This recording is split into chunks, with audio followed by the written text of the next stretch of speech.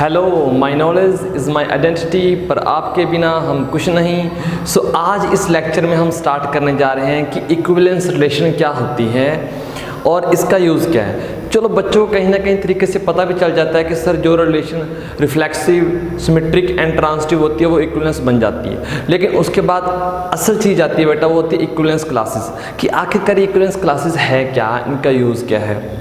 और आज हम ये भी देखेंगे कि कैसे हमारे जो नेता लोग हैं, लीडर हैं, सभी को नहीं कह रहा लेकिन कुछ को छोड़कर ज़्यादा ऐसे ही हैं, वो कैसे इक्विवेलेंस क्लासेस का यूज़ करके या इक्विवेलेंस रिलेशन का यूज़ करके कैसे पार्टीशन कर रहे हैं हमारे इंडिया की, ठीक है ना। हाँ, इंडिया की पार्टीशन कर रहे हैं बाय इक्विवेलेंस रिलेशन। तो इस चैप्टर में, इस लेक्चर में हम ये देखेंगे कि कैसे वो कर रहे हैं। अगर वीडियो पसंद आई तो इसे शेयर, चैनल को सब्सक्राइब और कमेंट जरूर कर देना, ठीक है ना। हमें इससे मोटिवेशन मिलता है। और लास्ट लेक्चर में जो हम करके आए हैं वो सबसे ज़्यादा इंपॉर्टेंट है इस लेक्चर को कंटिन्यू करने के लिए, ठीक है। तो लास्ट लेक्चर में हमने क्या किया कि रिफ्लेक्सिव रिलेशन क्या होती है। कोई सेट ए अगर दिया हुआ है, उस सेट में जितने भी एलिमेंट हैं उन सब की पेयर बनकर सेट के अंदर जानी चाहिए, वो है रिफ्लेक्सिव। उनके अलावा भी कुछ चला जाए या ना जाए वो बेटा बात अलग है, लेकिन कम से कम वो पेयर जरूर जानी चाहिए, ए कोमा ए की ऑर्डर्ड पेयर जरूर जानी चाहिए। सेकंड था बेटा सिमेट्रिक रिलेशन। सिमेट्रिक रिलेशन क्या थी कि अगर ए बी चला गया तब बेटा बी ए जाना चाहिए, लेकिन अगर ए बी ही नहीं गया तो बी ए कहाँ से जाएगा, ठीक है जी, सिमेट्रिक थी। ट्रांजिटिव क्या थी, अगर ए बी की पेयर एंड बी सी की पेयर रिलेशन के अंदर जा रही है तो बेटा ए सी की पेयर भी जानी चाहिए। ये हमने ऊपर से बता दिया। अगर आप डिटेल में देखना चाहते हो तो लास्ट वीडियो को देख सकते हो। सो आज की वीडियो करते हैं equivalence relation. So equivalence relation क्या होती है, इसकी डेफिनेशन लिखते हैं। A relation on set A is said to be equivalence relation if and only if R is, देखो बेटा पहली बात, R कैसा होना चाहिए हमारा, R रिफ्लेक्सिव होनी चाहिए। सेकंड नंबर पर बेटा R क्या होनी चाहिए, सिमेट्रिक होनी चाहिए।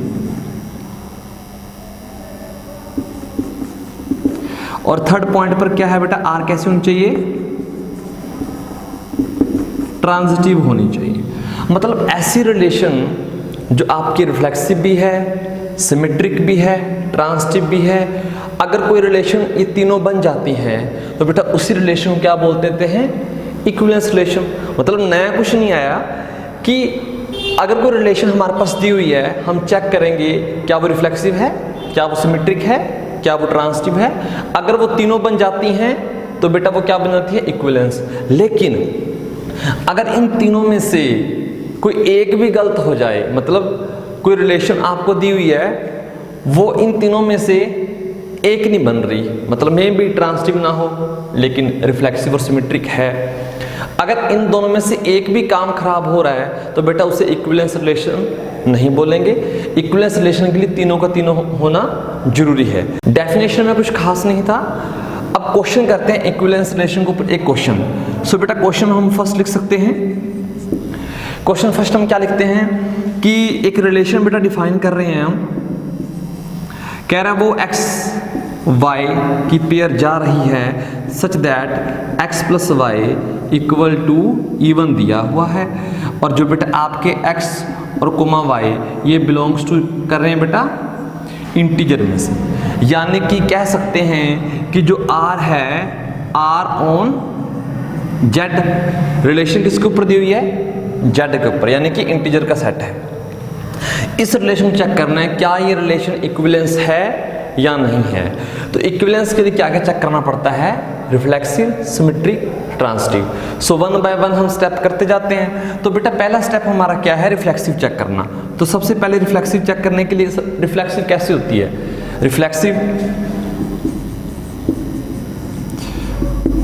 रिफ्लेक्सिव चेक करने के लिए आपको पता है, लास्ट लेक्चर में डिटेल में वीडियो की हुई है हमने कि सर अगर a, चला जाए या यूं कह सकते हैं x, x चला जाए, तो देखो ना ध्यान से, x plus x equal to 2x, वो बेटा नंबर जाएंगे इसमें जिनका सम क्या आ रहा है, इवन आ रहा है। तो a, या फिर कहें x, x सेम सेम जाना चाहिए ना, सेम सेम, तो same same x plus x अगर इवन बन गया तो बेटा चला जाएगा। x plus x equal to 2x होता है, कॉमन सी बात है। और बेटा 2x क्या होता है, ये इवन ही तो होता है। जो नंबर 2 से डिवाइड हो जाए बेटा वो इवन ही तो है, ठीक है ना, जो नंबर 2 से डिवाइड हो जाए वो इवन ही तो है। तो बेटा ये इसमें 2 आ चुका है तो 2 से डिवाइड हो जाएगा। So x plus x equal to 2x for all x belongs to z। So हम कह सकते हैं कि x plus x equal to even for all x belongs to z।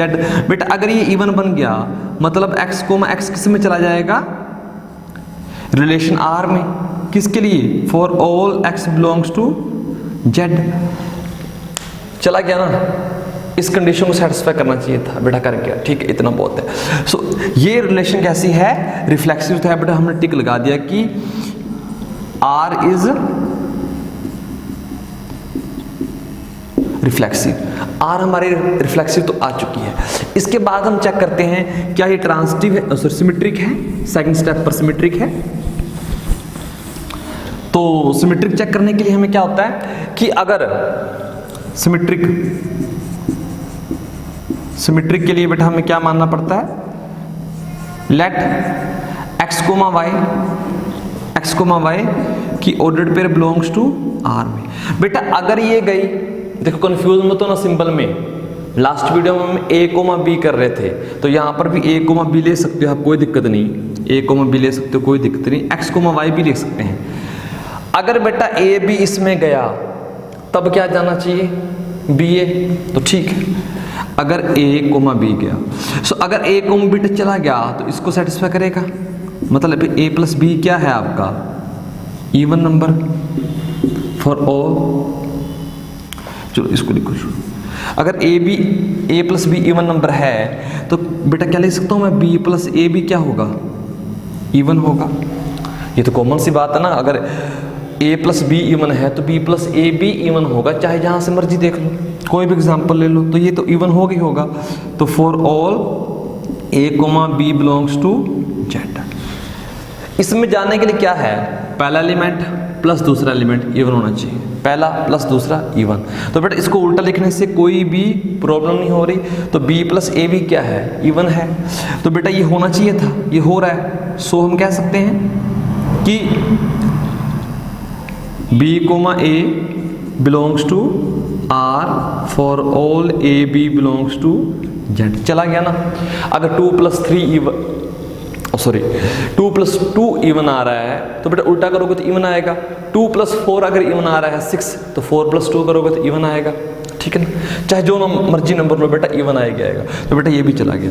अगर ये जा रहा है तो ये भी चला गया, ठीक है ना।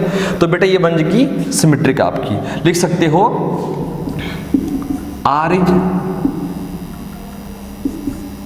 सिमेट्रिक। बात क्लियर हुई। अब लास्ट चेक करते हैं कि ट्रांसिटिव है या नहीं है, ध्यान से। अब ट्रांसिटिव चेक करना है, ट्रांसिटिव है या नहीं। सो ट्रांसिटिव चेक करने के लिए बेटा क्या होता है, let a, b and b, c belongs to R। हम ये मान लेते ना कि चले गए। अगर ये चले गए बेटा तभी तो चेक करेंगे कि AC भी जाना चाहिए। अगर AB एंड BC गए तो बेटा AC जाना चाहिए, तो ठीक है। यहां से अगर बेटा AB इसमें जा रहा है तो A प्लस B क्या आएगा, इवन। और अगर बेटा हमारा क्या जा रहा है, BC जा रहा है तो B प्लस C भी क्या आना चाहिए, इवन आना चाहिए। अगर बेटे ये दोनों चले गए तो क्या जाना चाहिए, AC। So required to proof लिख सकते हैं, required to proof A plus C equal to even, ये होना चाहिए तभी तो ट्रांसिटिव बनेगी, ये जाना चाहिए ना, ठीक है। सो बेटा इन दोनों, अगर कोई नंबर इवन होता तो कैसा होता है, 2n लिख सकते हैं 2n, ठीक है ना। n क्या है आपका, इंटीजर। और बेटा अगर ये इवन है, हमें नहीं पता ये आपका 4 हो सकता है, ये 6 हो सकता है, तो इसके लिए बेटा सिंबल नया यूज करेंगे 2m, कॉमन सी बात है, ठीक है। अब क्या करते हैं, दोनों को बेटा ऐड कर देते हैं, दोनों को ऐड कर देते हैं, इस इक्वेशन को और इसको। देखो एक बात हमेशा याद रखना, जब जब ट्रांसिटिव चेक करेंगे तो बेटा जो शो करना है ना, वो शो करने के लिए जो ऑलरेडी 2 इक्वेशन दी होंगी हम उन्हीं का यूज करेंगे, इनके अलावा और कहीं नहीं जाना, ठीक है। तो हम इन दोनों का यूज करने वाले हैं, ध्यान से इन दोनों को ऐड करो, ठीक है ना, रिक्वायरमेंट के अकॉर्डिंग इन दोनों को ऐड करो। तो बेटा a plus b plus b plus c equal to 2n plus 2m, दोनों को ऐड कर दिया। सो बेटा a plus 2b plus c equal to 2n plus 2m, और बेटा यहां से a plus c equal to 2n plus 2m minus 2b। बेटा इसको मैं ऊपर लिखने जा रहा हूं यहां पर। तो बेटा a प्लस सी कितना आया, क्या 2 कॉमन ले सकते हैं, n plus m minus b। क्या बेटा ये इवन आया, ac तो तभी जाएगा ना इसके अंदर, ac अगर ये इवन आया। क्या ये नंबर इवन है, ऑफ कोर्स है, क्योंकि साथ में 2 आ रहा है ना, इसलिए ये इवन है। तो हम लिख सकते हैं कि ये क्या बेटा आ गया आपका इवन। तो हम कह सकते हैं कि a कोमा सी किस में जा रहा है बेटा, r में। सो r इज ट्रांसिटिव, r बेटा ट्रांसिटिव हो चुकी है। जो रिलेशन रिफ्लेक्सिव भी है, सिमेट्रिक भी है, ट्रांसिटिव भी है, बेटा वो क्या बन जाती है, इक्विवेलेंस। तो ये रिलेशन आपकी इक्विवेलेंस है। लेकिन अगर इनमें से कोई एक भी गड़बड़ कर जाता, कोई एक भी, में भी ट्रांसिटिव ना होती, में भी सिमेट्रिक ना होती, में भी रिफ्लेक्शन होती, अगर कहीं एक जगह भी गड़बड़ आ जाए तो हम ये कह सकते हैं कि रिलेशन क्या है, इक्विवेलेंस रिलेशन नहीं है। एक एग्जांपल हो चुका है, ठीक है। इसके बाद एक और एग्जांपल करते हैं, थोड़ा सा सेम सा, थोड़ा सेम सा, ओके। बेटा अगर क्वेश्चन पसंद आ रहे हैं, पढ़ाने का तरीका मेथड पसंद आ रहा है, तो प्लीज़ वीडियो को शेयर कर देना, चैनल को सब्सक्राइब कर देना और कमेंट करके जरूर बता देना, ठीक है ना। आगे जाकर वो नेता लोग वाली कहानी भी देखेंगे, कैसे सेट की पार्टीशन करते हैं। अभी तो वहाँ तक पहुँचना है। तो बेटा एक रिलेशन और कर लेते हैं, उससे पहले इक्विवेलेंस क्लास से पहले एक रिलेशन R है, a comma b such that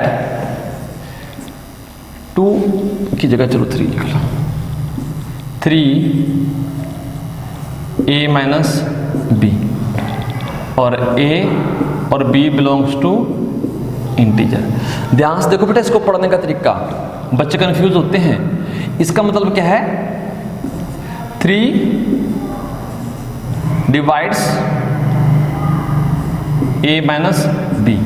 इसका मीनिंग यह है कि a माइनस b को 3 डिवाइड कर रहा है। जैसे मैं अगर ये लिख दूं, इसका मतलब क्या है कि 9 को 3 डिवाइड कर रहा है। याद रखना, ये नहीं कि सर 3 को 9 से डिवाइड कर रहे हैं, ना ना ना ना, वो ये होता है 3 डिवाइड बाय 9। यहां पर लिख लो, वो ऐसे लिखते हैं, ऐसे लिखते हैं, ठीक है ना। ये ऐसे होता है, ये बिल्कुल सीधा होता है, ये स्लैश ऐसे होती है। तो इसका मतलब क्या है, इसका 9 इज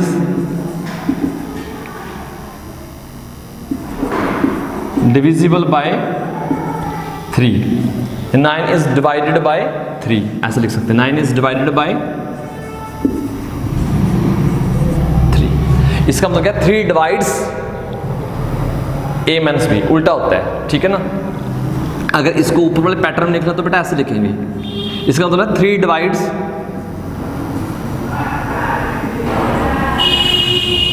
तो दोनों में फर्क है, याद रखना। इस चैप्टर में आपको इस नोटेशन देखने को मिल जाएंगे। तो ठीक है, आगे बढ़ते हैं। ये इनका कहने का मीनिंग क्या है कि वो ए बी आपस में रिश्तेदार हैं, ठीक है ना, जिनको अगर सब्ट्रैक्ट करें तो वो 3 से डिवाइड हो जाना चाहिए, ठीक है, 3 से डिवाइड हो जाना चाहिए। तो अब देखते हैं इसका मतलब ही क्या है कि a माइनस बी बेटा किससे डिवाइड हो रहा है, 3 से। और मैंने आपको बताया था एक दिन एक लेक्चर में कि अगर ये डिवाइड हो रहे हैं मतलब आपका यहां पर बेटा कोई इंटीजर आएगा, तो यहां पर आपका इंटीजर आना चाहिए, यहां पर m को आना चाहिए। 6 को 3 से करते हो तो 2 आता है, 2 एक इंटीजर है। -6 को 3 से करोगे तो -2 आएगा, तो वो भी एक इंटीजर है। तो डिवाइड करने के बाद अगर इंटीजर आया तो हम कहते हैं डिवाइड हो चुका है, ठीक। सो अब इसको चेक करना है कि ये आपकी रिफ्लेक्सिव है या नहीं। रिफ्लेक्सिव के लिए क्या होना चाहिए, रिक्वायर टू प्रूफ कि a, बिलोंग्स टू r। अगर रिफ्लेक्सिव है तो बेटा हमें ये प्रूव करना है a, इसमें चला गया, तो बेटा a b कब जाता है, जब a माइनस बी 3 से डिवाइड होता है। तो a कब जाएगा, जब a माइनस ए 3 से डिवाइड होगा। So a minus a divide by 3 equal to 0 आता है या नहीं आता, 0 डिवाइड बाई 3 इक्वल टू 0। तो बेटा ये क्या है आपका integer. So 3 divide a minus a हमें लिख सकते हैं। सो आपका a, बिलोंग्स टू r। यहां से ये चला गया, यहां पर तो कोई डाउट ही नहीं है ना, सिंपल सा क्वेश्चन था, ठीक। अब ये रिफ्लेक्सिव तो बन गई, ये रिफ्लेक्सिव हो चुकी है। अब बात करते हैं कि सर क्या ये सिमेट्रिक भी है, तो सिमेट्री के लिए बेटा यहां लिख लेते हैं। सिमेट्री के लिए क्या होता है, let a, b belongs to r। हमने ये मानना है अगर ये बेटा जा रहा है r के अंदर तो बेटा a माइनस बी 3 से डिवाइड होना चाहिए ना, अगर जा रहा है तो होना चाहिए। तो यहां से ये क्या बन जाता है आपका, कोई इंटीजर m आ जाएगा, तो इंटीजर m आ जाएगा।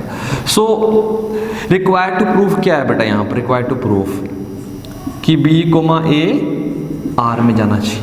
अगर r में जाना चाहिए तो हमने क्या प्रूफ करना है कि b माइनस ए 3 से डिवाइड होना चाहिए, b माइनस ए 3 से डिवाइड होना चाहिए, इक्वल टू कुछ इंटीजर आना चाहिए। बेटा हमेशा याद रखना सिमेट्री को प्रूफ करने के लिए हमें इस स्टेप का यूज करना पड़ेगा जो ऑलरेडी दिया हुआ है।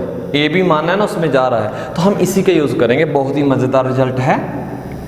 सो यहां से देखो ये शो करना ये दिया हुआ है, तो क्या मैं यहां से कॉमन ले सकता हूं, नेगेटिव साइन, ये तो दिया हुआ है ना,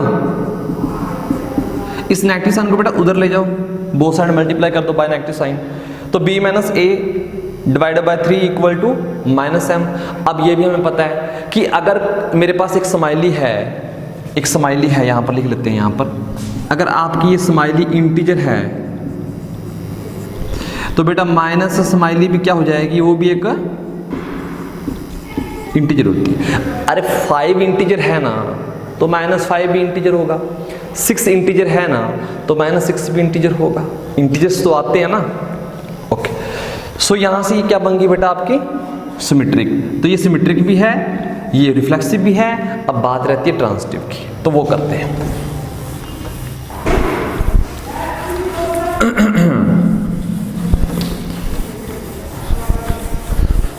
अब ट्रांसिटिव करने के लिए आपको पता है क्या करते हैं,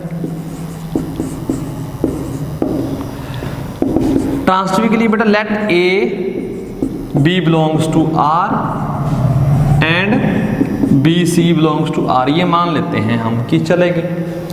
अगर ये चले गए तो क्या होगा बेटा, a minus b 3 equal to कुछ m आ जाएगा इंटीजर, और b minus c divide by 3 equal to कुछ n आ जाएगा, क्योंकि तभी तो डिवाइड कहेंगे ना, हो रहा है, ठीक है। अब रिक्वायर्ड टू प्रूफ क्या है, रिक्वायर्ड टू प्रूफ कि a minus 3 divide by 3 equal to a minus c divide by 3 equal to integer आना चाहिए, तो हमारा काम बन जाएगा। इसको शो करने के लिए हमेशा हमने इन दोनों का ही यूज करना है, ध्यान से इन दोनों का यूज करना है, इनके अलावा किसी का नहीं। तो इन दोनों का यूज कैसे करोगे, इन दोनों का यूज कैसे करोगे, क्या कर सकते हैं या तो बेटा ऐसे करो कि इन दोनों को ऐड कर लो, इन दोनों को ऐड कर लो, करते हैं ऐड। जब बेटा इन दोनों को ऐड करोगे तो लेफ्ट साइड में ऐड हो जाएगी और राइट साइड में ऐड हो जाएगी। इतना काम हो चुका है। एल्स में लेंगे 3a minus b plus b minus c equal to m plus n। तो क्या ये इससे कट जाएगा? जी हाँ कट जाएगा। तो बचेगा क्या बेटा आपके पास a minus c divide by 3 equal to m plus n। अगर आपके पास m और n दो इंटीजर हैं, कोई भी इंटीजर लो, 3 माइनस 5, दोनों को सम करोगे तो इंटीजर ही आएगा। प्यारा सा रिजल्ट है, लिख लेना, कमाल का है। सो ये भी क्या होता है बेटा? इंटीजर। डिवीजन का मतलब यही है कि डिवाइड करने के बाद क्या इंटीजर आ रहा है। अगर इंटीजर आ रहा है तो डिवाइड हो चुके हैं। नहीं यकीन तो 3 को 2 से करके देखना 1.5। तो ये हम कहते हैं ये डिवाइड नहीं हुआ। अगर ग्रेजुएशन में जाएंगे तो वहाँ पर तो हम कह देंगे कि हो चुका है सर डिवाइड, क्योंकि वहाँ पर फील्ड रिंग वो चले जाते हैं। तो हमारे वहाँ पर नहीं है। हम तो अच्छे प्यारे बच्चे हैं, बचपन की यादें हैं हमारे पास। हम तो तभी कहेंगे डिवाइड हुआ है अगर बेटा इंटीजर आया तो यहाँ तक इतना ठीक है। ये रिलेशन कैसी है? ये रिलेशन बेटा इक्विवेलेंस बन चुकी है। क्यों बन चुकी है? रिफ्लेक्सिव भी है, सिमेट्रिक भी है, ट्रांजिटिव भी है। इतना क्लियर हो चुका है। अब बात करने जा रहे हैं, ये बहुत ही इंपॉर्टेंट बात है, इक्विवेलेंस क्लासेस की नींव रखने जा रहे हैं कि आखिरकार वो है क्या, वो समझ में कैसे आएगी। तो अब देखो ध्यान से कि मेरे पास एक इंटीजर्स का सेट है, इसमें सारे के सारे इंटीजर्स आ रहे हैं, ठीक है। तो मैं 0 से शुरुआत करता हूँ। 0 के रिश्तेदार कौन कौन है? 1 के रिश्तेदार कौन है, 2 के कौन है, 3 के कौन है, 4 के कौन है, इनके रिश्तेदार फाइंड आउट करते हैं। तो सबसे पहला बेटा मैं 0 के रिश्तेदार ढूंढ रहा हूँ, मतलब कौन कौन से एलिमेंट हैं जो 0 के साथ रिलेट हो जाएंगे। रिलेट होने के लिए बेटा एक ही कंडीशन है कि 0 माइनस क्या करें कि 3 से डिवाइड हो जाए। तो आई थिंक 0 माइनस 0 करेंगे तो वो 3 से डिवाइड हो जाएगा, ठीक। और फिर बेटा क्या करें, 0 प्लस 3 करें। जब 0 में से 3 माइनस करेंगे तो 3 से डिवाइड हो जाएगा, -1 आएगा ना, ठीक है। एक बार बता दो, 0 माइनस 3 डिवाइड बाई 3 -1, ऐसे करना है। नेक्स्ट बेटा 0 के साथ 6 कर सकते हैं। 0 माइनस 6 वो भी बेटा -3 से डिवाइड हो जाता है। तो ऐसे चेक करने हैं कि कौन कौन से रिश्तेदार हैं। थोड़ा सा टाइम लगेगा, कोई दिक्कत नहीं, बने रहना, एक कंसेप्ट एकदम क्लियर हो जाएगा। और 0 के साथ बेटा 9 आ सकता है। फीलिंग समझ में आ चुकी है? 0 के साथ 12 आ सकता है, 0 के साथ 15 आ सकता है। ये काम हो जाएगा 0 के। और ऊपर भी तो जा सकते हैं ना बेटा, 0 के साथ बेटा -3 भी तो आएगा ना, 0 के साथ -6 भी तो आएगा ना। करके देखना डिफरेंस, 0 माइनस 6 डिवाइड बाई 3, तो 6 डिवाइड बाई 3 बेटा 2 आ जाता है। तो इंटीजर आ गया, डिवाइड हो चुकी है।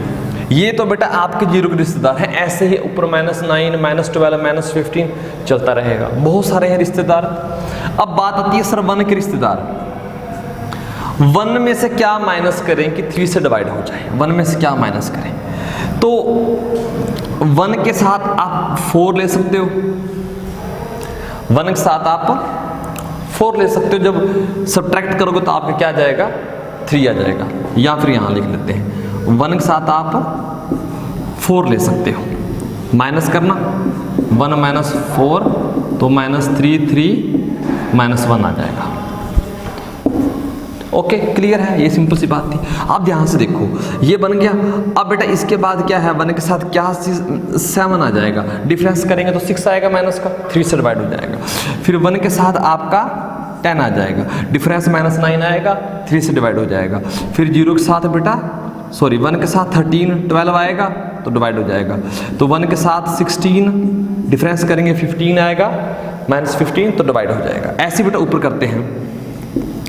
1 के साथ -2 देखना, जब माइनस करेंगे तो 3 बन जाएगा, 1 -2, ये माइनस प्लस, तो बेटा ये हो गया डिवाइड, यानी कि यहां पर -2 आ जाएगा और फिर मैं -2 के बाद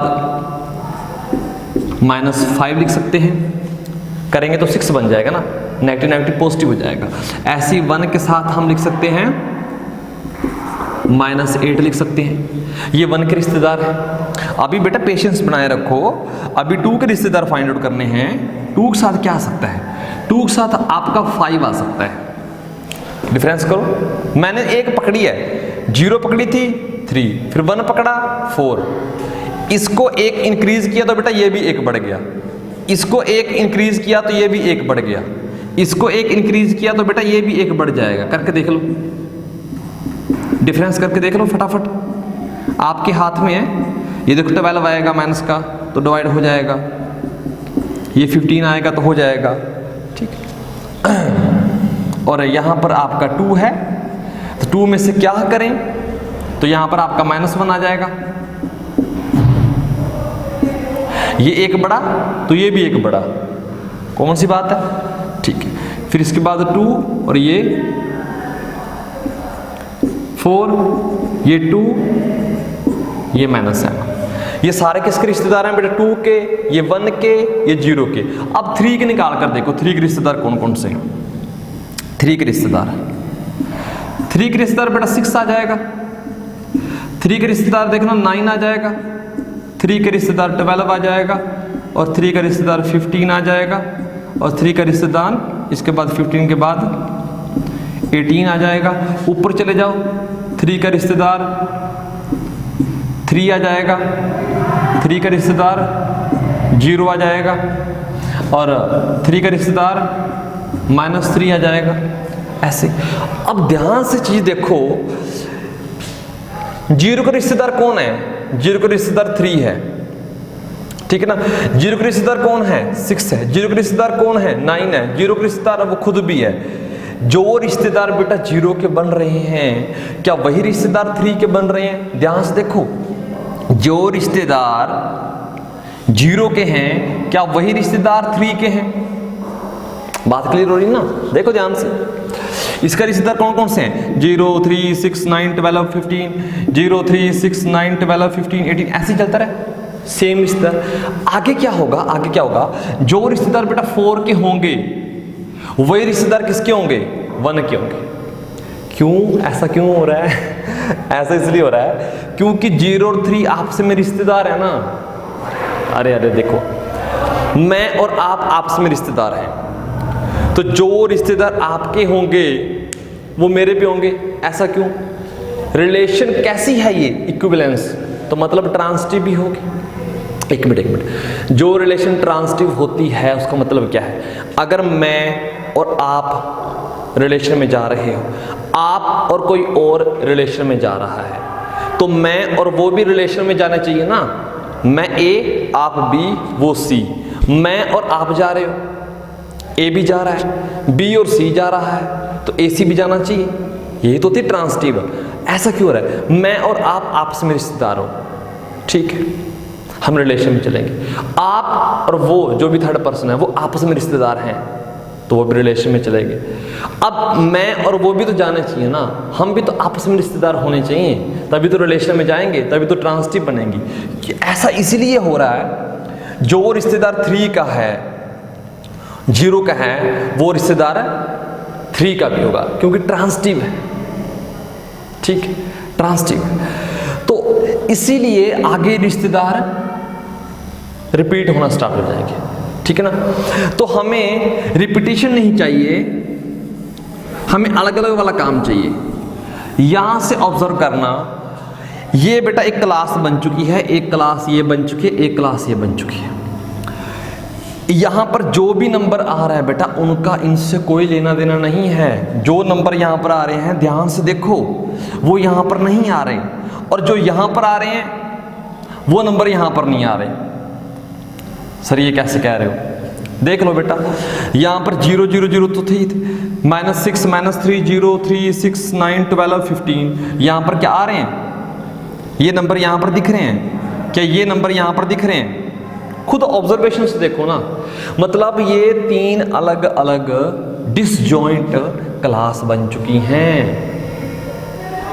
मतलब इस रिलेशन ने जेड को 3 पार्ट में डिवाइड कर दिया। 3 पार्ट में।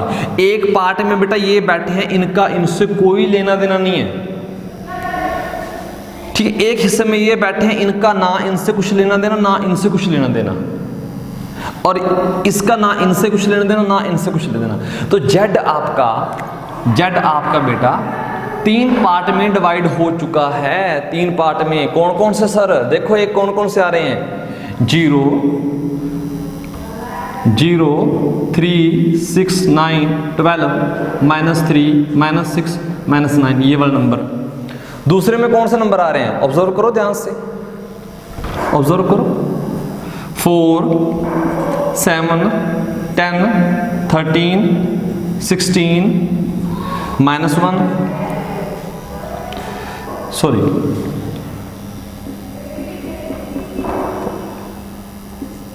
-2, और इसके बाद आपका जाता है -5, ये वाले। और तीसरे में बेटा कौन से आ रहे हैं? तीसरे में ध्यान से देखो, यहां पर ना हम एक चीज लिखना भूल गए। यहां पर मैं भी यहां पर कहाँ गए ये यहां पर बेटा एक पेयर और आनी थी 1,1 की, क्योंकि वे खुद का भी तो रिश्तेदार है ना रिफ्लेक्सिव के अकॉर्डिंग। तो 1 1, इसमें बेटा एक 1 एलिमेंट और एक्स्ट्रा आ जाएगा। ओके, इसमें हम भूल चुके हैं 2 2 वाली। ओके, तो यहां पर मैं लिख देता हूं 2,2, तो यहां पर बेटा 2 एक्स्ट्रा आ जाएगा। सो 2 आएगा, 5 आएगा, 8 आएगा, और यहां पर -1 आएगा, -4 आएगा, एंड सो ऑन। तो जेड को 3 अलग अलग हिस्सों में डिवाइड कर दिया। किसने? इस रिलेशन ने, इक्विवेलेंस रिलेशन। तो बेटा इसी बोलते हैं इक्विवेलेंस क्लासेस। क्या बोलते हैं? Equivalence classes. जरूरी नहीं कि 3 में डिवाइड हो, 4 में भी हो सकता है, कोई रिलेशन 5 में भी कर सकती है, कोई 6 में भी कर सकती है, कोई इनफाइनाइट सेट में भी, सॉरी सबसेट में भी डिवाइड कर सकती है। डिपेंड करता है रिलेशन कैसी है। लेकिन यहां पर आप देखो, अगर मैं इंटीजर के ऊपर बात कर रहा हूं और 3 से डिवाइड कर रहा हूं तो 3 पार्ट बने। अगर बेटा मैं इसी को 4 से डिवाइड करता तो बेटा 4 पार्ट बनते। इसी को 5 से डिवाइड करता तो 5 पार्ट। कॉमन सेंस है, ठीक। तो यहां से ये रिलेशन जेड को बेटा 3 पार्ट्स में डिवाइड कर रही है। ये बहुत ही कमाल की है, और यहीं से इक्विवेलेंस क्लासेस का जन्म होता है। इक्विवेलेंस क्लासेस ये जो हैं, ये है क्या? लिख लो, ये वाली इक्विवेलेंस क्लासेस, यही होती है बेटा इक्विवेलेंस क्लासेस। मैं अभी इसकी डेफिनेशन भी लिखवाने जा रहा हूं, ठीक है ना। नोटेशन भी बताऊंगा क्या क्या है, तो वो याद रखना। और मैं यहां पर इक्विवेलेंस क्लासेस की डेफिनेशन देने जा रहा हूं। Okay, equivalence classes and equivalence relation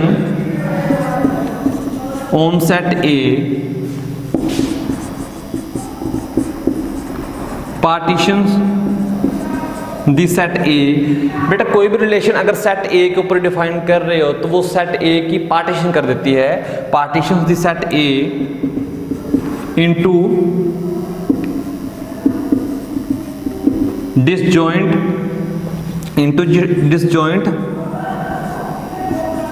subsets. Disjoint है बेटा, इनमें कुछ भी कॉमन नहीं आने वाला, ध्यान से, इनमें से कुछ भी कॉमन नहीं आने वाला। तो subsets into disjoint subset, these subsets known as equivalence classes. कोई भी इक्विवेलेंस रिलेशन सेट ए पर सेट ए की पार्टीशन कर देती है डिसजॉइंट सबसेट में। बेटा ये जो सबसेट बनकर आते हैं ना, इन्हीं क्या बोलते हैं? Equivalence classes. अब मान लो आपसे एग्जाम क्वेश्चन पूछता है कि सर जीरो की इक्विवेलेंस क्लासेस कौन सी, मतलब जीरो किस क्लास में जा रहा है। देखो जीरो इस क्लास में जा रहा है ना, तो ये सारी क्या है, जीरो की इक्विवेलेंस क्लास। 7 की इक्विवेलेंस क्लास कौन सी है, सर 7 यहाँ जा रहा है, तो ये 7 की इक्विवेलेंस क्लास है। सर 5 की कौन सी है, 5 की ये वाली इक्विवेलेंस क्लासेस। सो इक्विवेलेंस क्लास को रिप्रेजेंट कैसे करते हैं, नोटेशन कैसे देते हैं। मान लो आपने कोई भी ए सेट के अंदर स्मॉल ए एलिमेंट जा रहा है, तो इसकी इक्विवेलेंस क्लास को रिप्रेजेंट करेंगे ए और ये ब्रैकेट के साथ, क्लोज ब्रैकेट के साथ, या ऐसे लिख लो, या CL डालकर और अंदर पैरेंथेसिस ब्रैकेट में ए डाल सकते हो, CL, ठीक है ना। तो ये भी सेम है। एग्जाम्पल के तौर पर अगर आपको ये रिलेशन दी जाती है, ये रिलेशन इसके ऊपर इक्विवेलेंस रिलेशन है, तो इस सेट की पार्टीशन कर रही है ना। एग्जाम में पूछेगा फाइंड जीरो क्लोज ब्रैकेट, इसका मीनिंग क्या है, इक्विवेलेंस क्लासेस ऑफ जीरो, मतलब जीरो किस क्लास में आ रहा है। तो इसके आगे आप लिख सकते हो जीरो किस में आ रहा है, इसमें आ रहा है ना, तो ये सारे लिखनी है। तो सारे लिखने के लिए तो बेटा उम्र भर बीत जाएगी आपकी, तो कुछ एलिमेंट हम लिख लेते हैं।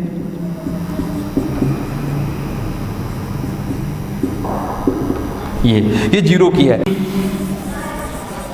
4 की इक्विवेलेंस क्लास क्या आएगी, 3 की तो हमने बता दी, सॉरी 0 की तो हमने बता दी।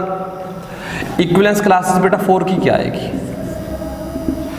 4 यहाँ आ रहा है, तो -5, -2, 1, 4, 7, 10 एंड सो ऑन चलता रहेगा।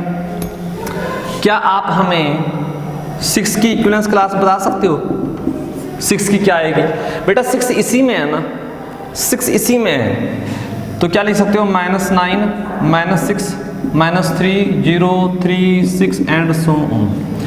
अब यहां पर ध्यान से देखो, इंपॉर्टेंट रिजल्ट है, बहुत ही बढ़िया, कि सर इक्विवेलेंस क्लास 0 की ये आई और 6 की ये आई, यानी कि दोनों सेम आ चुकी हैं, लेकिन इन दोनों में कुछ भी कॉमन नहीं है। कॉमन सी बात है, इक्विवेलेंस क्लास यहाँ ये आएगी, या फिर ये, तो एक रिजल्ट होता है इक्विवेलेंस क्लासेस या तो आइडेंटिकल होंगी या डिसजॉइंट होगी। इक्विवेलेंस क्लासेस या तो आइडेंटिकल होंगी या डिसजॉइंट होगी। तो ये कुछ रिजल्ट लिखते हैं इक्विवेलेंस क्लासेस के बारे में और इक्विवेलेंस रिलेशन के बारे में, और इस रिलेशन को लिखा रहने दो ताकि हम एग्जाम्पल के तौर पर इसका यूज करते रहें। तो बेटा पहला पॉइंट जो है, अब मान लो इक्विवेलेंस रिलेशंस ने सेट को डिवाइड कर दिया n पार्ट में, ठीक है ना। सो जो सेट A आएगा ना, सेट A आएगा, इसको यहां नहीं, मान लो कोई सेट A है और एक रिलेशन क्या है, रिलेशन R है हमारे पास, इक्विवेलेंस रिलेशन है ये, इक्विवेलेंस रिलेशन। अब ये रिलेशन इस सेट की पार्टीशन करेगी, एक सेट ये, इसको A1 कह लो, ये A2 कह लो, ये A3 कह लो एंड सो ऑन बेटा लास्ट में AN। हमें नहीं पता कितने पार्ट में डिवाइड किया है, पर किया है। ये सारे के सारे बेटा डिसजॉइंट है, मतलब ना तो इसका इसके साथ कुछ कॉमन आएगा, ना इसके साथ, ना किसी के साथ कुछ भी कॉमन नहीं आ रहा, टोटली डिसजॉइंट है। तो अगर एक रिजल्ट लिखूं कि A equal to A1 union A2 union A3 union A4 and so on union AN, इन सभी को जब जोड़ोगे तो बेटा A ही तो बनेगा, यस और नो, बिल्कुल ठीक। एक रिजल्ट तो ये आ चुका है। सेकंड रिजल्ट क्या है कि A1 इंटरसेक्शन A2, ठीक है ना, या ये लिख सकते हो AI इंटरसेक्शन AJ, कोई भी दो ले लो बेटा, कोई भी दो, इक्वल टू एम्प्टी आता है। मतलब किसी भी दो सेट की, किसी भी दो सेट की या सबसेट कह लो, किसी भी दो सबसेट की इंटरसेक्शन हमेशा एम्प्टी ही आएगी, ये याद रखना, ये होता है। तीसरा रिजल्ट लिख सकते हैं, मतलब कुछ भी कॉमन नहीं आएगा। Equivalence classes, equivalence classes are either identical और डिसजॉइंट। यहां तो बेटा वो आइडेंटिकल होंगी या फिर डिसजॉइंट होंगी, कुछ भी कॉमन नहीं आएगा उनके बीच में। ये रिलेशन ये बातें हो चुकी है इंपॉर्टेंट। इसके बारे में फोर्थ बात भी हम लिख सकते हैं कि अगर रिलेशन क्या है आपकी, देखो दो रिलेशन लेता हूं मैं, दो रिलेशन, एक relation R and S, R and S are equivalence relation on set A. एक सेट ए के ऊपर बेटा आपने दो रिलेशन ली, R एंड S, बेटा दोनों ही क्या है, equivalence. Then R intersection S is also equivalence. दो रिलेशन अगर एक सेट पर ही डिफाइन है तो उनकी इंटरसेक्शन भी क्या आती है बेटा, इक्विवेलेंस। अगर वो इक्विवेलेंस है तो यूनियन के बारे में हम कुछ नहीं कह सकते, ठीक है ना, याद रखना। यूनियन इक्विवेलेंस हो भी सकती है और नहीं भी हो सकती। ये 4 रिजल्ट हो चुके हैं। सो 5वां रिजल्ट बेटा हम लिखने जा रहे हैं, ये नोट कर लेना फटाफट। और बेटा वो नेता वाली बात भी बताते हैं, लास्ट बात तो वही है, लास्ट बात तो वही है। ये 4 पॉइंट हो चुके हैं, आई थिंक ये 5वां है, नंबर देख लेना। So if R is equivalence relation then R equal to R inverse, ये होता है। कहो सर ये कहाँ से टपक पड़ा? सो लास्ट लेक्चर में हमने ये समझाया था डिटेल में कि अगर रिलेशन बेटा सिमेट्रिक है, अगर रिलेशन क्या है, सिमेट्रिक है, if R is symmetric then R equal to R inverse, ये होती थी। लेकिन जो इक्विवेलेंस बन गई बेटा वो रिफ्लेक्सिव भी है, सिमेट्रिक भी तो है। अगर वो सिमेट्रिक है तो सिमेट्रिक बेटा R equal to R inverse यहां से। और बेटा अगर R इक्विवेलेंस है, अगर R इक्विवेलेंस है तो R इनवर्स भी तो होगी, तो ये भी क्या आएगी बेटा, इक्विवेलेंस। अगर ये आपकी कोई रिलेशन R इक्विवेलेंस है, एग्जाम में पूछे कि R इनवर्स के बारे में बताओ, दोनों सेम है बेटा, तो ये भी इक्विवेलेंस और ये भी इक्विवेलेंस, ये भी रिजल्ट इंपॉर्टेंट था। अब लास्ट जो क्वेश्चन की बारी आती है बेटा, लास्ट जो क्वेश्चन है कि कैसे हमारे नेता लोग सेट की पार्टीशन करते हैं डिफरेंट डिसजॉइंट सबसेट में। तो बहुत ही बुरी बात है उनकी, लेकिन करते हैं, क्या कह सकते हैं। और हम भी ऐसे हैं जो उनकी बातों में आ जाते हैं, ठीक है ना। तो ये रिलेशन बेटा बहुत ही काम की है। सो ये रिलेशन, एक सेट बेटा H लिखने जा रहे हैं हम। ये सेट कौन सा है, set of all human being in India ले लेते हैं बेटा, ठीक है। सो ये एक सेट है, एक रिलेशन बेटा डिफाइन करने जा रहे हैं। ध्यान से सुनना कि वो A, B आपस में रिलेटेड हैं such that A and B belongs to same religion. मतलब ये नेता लोग करते हैं, ये इंपॉर्टेंट है आज के लेक्चर की बात। कि इंडिया के जितने भी लोग हैं बेटा उनका एक सेट बना लिया। नेता लोग क्या करते हैं, एक रिलेशन डिफाइन करते हैं कि वो दो लोग आपस में रिश्तेदार हैं, वो दो लोग जो सेम रिलीजन में बिलोंग करते हैं, यानी कि जो सेम धर्म के हैं वो दो लोग ही आपस में रिश्तेदार हैं, वो ये रिलेशन डिफाइन करते हैं। और उसके बाद क्या होता है, आओ देखते हैं क्या ये रिलेशन रिफ्लेक्सिव है, क्या ये रिलेशन रिफ्लेक्सिव है। बेटा A and A belongs to same religion, ये तो होता ही है, आप और आप खुद ही सेम रिलीजन में तो हो, मैं और मैं सेम रिलीजन में हो, तो ठीक है। तो रिफ्लेक्सिव में बेटा हमने ये लाइन लिख दी, that implies a comma a belongs to R. सभी लोग खुद के साथ देखें तो वो सेम धर्म के हैं, तो belongs to, for all a belongs to H, a यहां से आ रहा है। सेकंड बेटा हमने क्या चेक करनी है,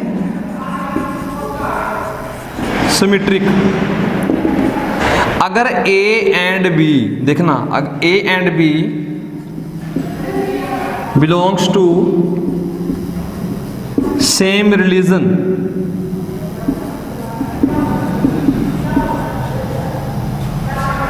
तो इसका मतलब क्या है, लिख सकते हैं B and A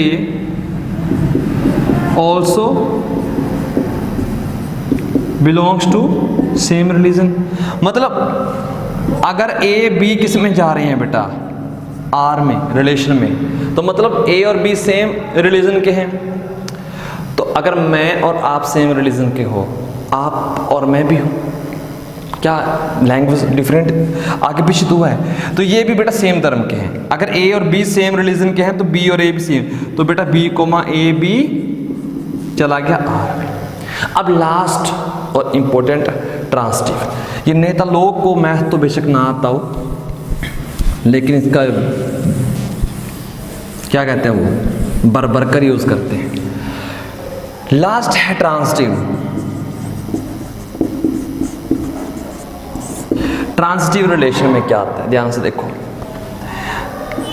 late A comma B belongs to R and B comma C belongs to R. अगर ये दोनों चले गए तो ए और सी भी जाना चाहिए ना। अब आपको मैं वैसे ही बता देता हूं, ए और बी सेम रिलीजन के हैं, बी और सी सेम रिलीजन के हैं, ए और सी भी तो सेम रिलीजन के होंगे, ठीक है ना। तो अगर ये जा रहा है तो ए सी भी चला गया बेटा, ए सी भी चला गया, तो रिलेशन क्या है, ट्रांसिटिव भी है। जैसे ही रिफ्लेक्सिव सिमेट्रिक ट्रांसिटिव बनी तो ये हो क्या गया, ये इक्विवेलेंस रिलेशन बनी। और आज ही पढ़कर आए हैं कि जो इक्विवेलेंस रिलेशन होती हैं बेटा वो सेट ए को डिवाइड कर देती है डिफरेंट डिसजॉइंट सबसेट में। अभी देखते हैं इंडिया का क्या बना बेटा, ठीक है। जो इंडिया था इस रिलेशन के अंडर कैसे डिसजॉइंट बन गया, ठीक है। चलो जी, मान लो ये यहां पर आते हैं बेटा हिंदुइज्म, ठीक है ना। रिलेशन डिफाइन कर दी ना, इसको सेपरेट कर दिया। यहां पर मान लो सिखिज्म, यहां पर क्या जाएगा, इस्लाम। यहां पर क्या आ जाता है, वैसे डायग्राम थोड़ा सा वो बन गया, कोई दिक्कत नहीं, इसको ज़्यादा कर लो, हिंदुइज्म ज़्यादा ना तो ठीक है, इसको थोड़ा सा ज़्यादा कर लो, वो कोई बात नहीं, हम कंसेप्ट समझ रहे हैं, ठीक है ना। यहां पर क्या जाता है, जुदाइज्म, और यहां पर हम लिख सकते हैं जैनिज्म, और यहां पर पारसी, और भी कुछ रहते हैं। इनके अलावा शायद कोई रहता हो, लेकिन लॉजिक समझो ठीक है ना, लॉजिक समझो। हाँ, बुद्धिज्म रहता है ना, बुद्धिज्म,